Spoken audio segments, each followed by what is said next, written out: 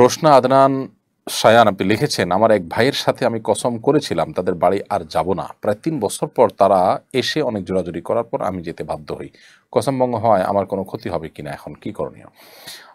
বোন রোশনা, আপনি এটার কারণে আহ, এটার কারণে আপনাকে কোনো আপনার কোনো গুনাহ হবে না এবং কোনো ক্ষতিও হবে না। তবে যেহেতু আপনি আপনার কসম ভঙ্গ করেছেন, সেজন্য আপনাকে কাফফারা দিতে হবে, কাফফারা।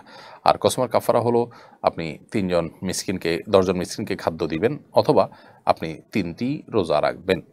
আর রাগিব হোসেন প্রান্ত আপনি লিখেছেন, আমি রাতে ঘুমানোর আগে 3 কুল আয়াতুল কুরসি পড়ি, পরবর্তীতে পুনরায় ওয়াশরুমে গিয়ে ফিরে আবার ঘুমানোর সময় কি পুনরায় পড়তে হবে? রাতে ঘুমানোর আগে যদি আপনি 3 কুল পড়েন, আয়াতুল কুরসি ইত্যাদি পড়েন, তাহলে এরপরে শোয়ার পর আপনি ওয়াশরুমে গেলে আর পুনরায় এটা পড়তে হবে না।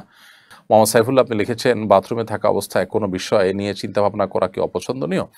বাথরুমে যত দ্রুত সম্ভব কাজ শেষ করে বেরিয়ে আসতে হবে। এখনকার যে সভ্যতা, বিশেষ করে পশ্চিমা সভ্যতা, সেখানে বাথরুমে পত্রিকা পড়া, বিভিন্ন কাজ করা, বই পড়া ইত্যাদির কালচার রয়েছে, যেটা ইসলামের দৃষ্টিকোণ থেকে কোনো পছন্দনীয় কাজ নয়, এবং এটা আপনার সাধারণভাবে চিন্তা করলেও এটা কোনো উন্নত রুচির কথা নয়। এই জন্য দ্রুত সম্ভব সাথে সে বাথরুমের কাজ শেষ করে আমরা বেরিয়ে আসবো। তবে সেখানে বসে মনে মনে কেউ চিন্তাভাবনা করলে সেটি গুনাহ হবে না।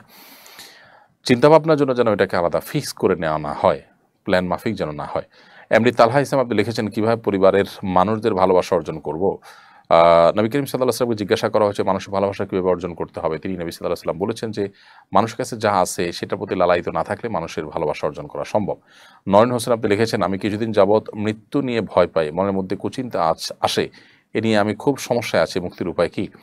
মৃত্যু নিয়ে ভীতি, এটা কোনো কোনো ক্ষেত্রে রুকিয়া রিলেটেড সমস্যার কারণে হয়ে থাকে, সেহের ইত্যাদির কারণে হয়ে থাকে। অতএব আপনি ভালো কোনো রাকির শরণাপন্ন হতে পারেন, সেই সাথে কোনো সাইকিয়াট্রিস্টেরও শরণাপন্ন হতে পারেন। অতিরিক্ত বা মাত্রাতিরিক্ত যদি মৃত্যুভীতি থাকে, তাহলে সেক্ষেত্রে এই পথে আপনি যেতে পারেন। আর মাঝে মধ্যে মৃত্যুর কথা স্মরণ হয়তো মন্দ করে কিছু নয়।